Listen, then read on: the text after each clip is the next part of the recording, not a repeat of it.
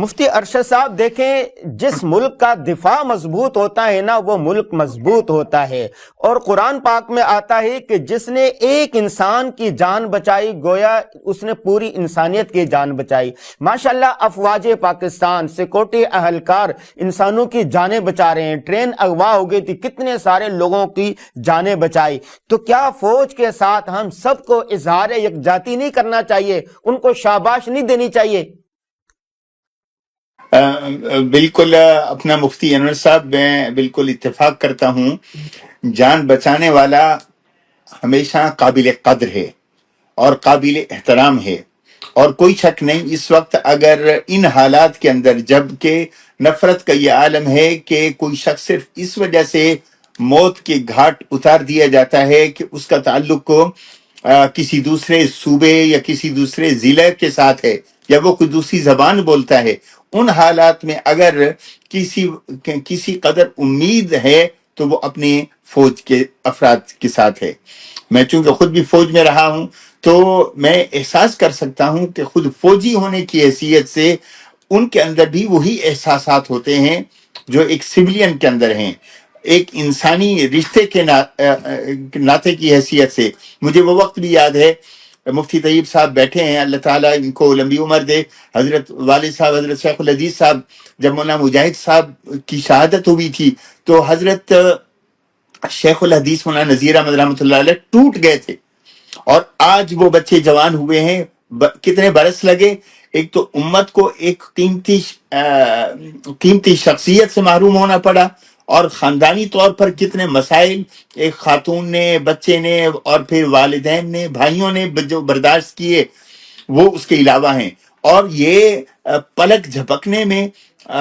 درجنوں لوگوں کو قتل کر دیتے ہیں، اور اس کا کیا نتائج اور برسوں تک جو اس کے اثرات مرتب ہوتے ہیں۔ اس لیے قرآن کریم نے یہ جو جملہ کہا، من قتل نفسا بغیر نفس او فساد فی الارض فکأنما قتل الناس جميعا ومن احیاها فکأنما احیا الناس جميعا، جس خاندان پر یہ قیامت ٹوٹتی ہے اور بعد میں اس پر جو حالات آتے ہیں، اگر انسان ان کا مطالعہ کرے تو قرآن کریم کے اس جملے کو سمجھنے میں مدد ملتی ہے کہ کیوں اللہ تعالیٰ نے ایک آدمی کی حفاظت، ایک آدمی کی جان کے بچانے کی پوری انسانیت کے جان کے بچانے کے برابر کیوں قرار دیا۔ اور بالکل حقیقت بھی یہی ہے کہ اگر انسان کے خون کا احترام نہ کیا جائے، اسلام تو آیا ہی خون،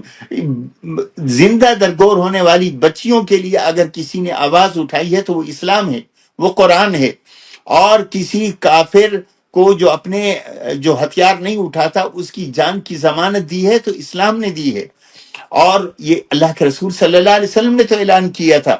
کہ جو اپنے گھر میں چلا گیا وہ بھی مامون، جو ابو سفیان کے گھر میں چلا گیا وہ بھی مامون۔ پھر ہماری تاریخ بتاتی ہے، پہلی بات یہ ہے کہ ظالم کو اپنے ظلم کا احساس تو ہو،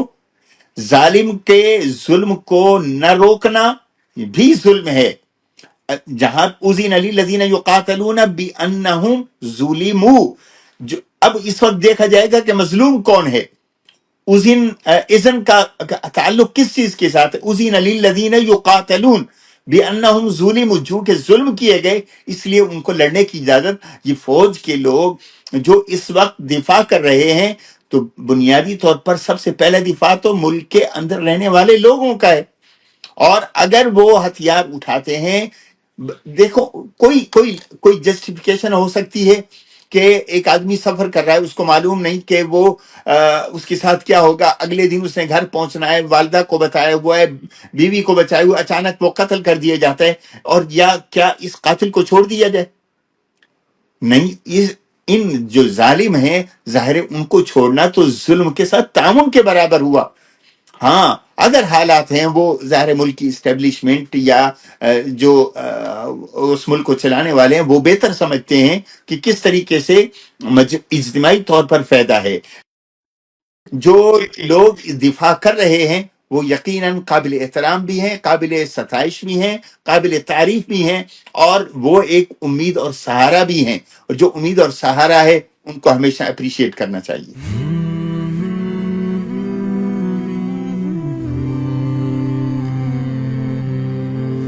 رمضان المبارک کی پر نور ساعتوں میں دیکھیے درسقرآن.com کے YouTube اور فیس بک پر ہلال رمضان. سوشل میڈیا پر سب سے قدیم اور سب سے ریلائبل برانڈ www.درسقرآن.com.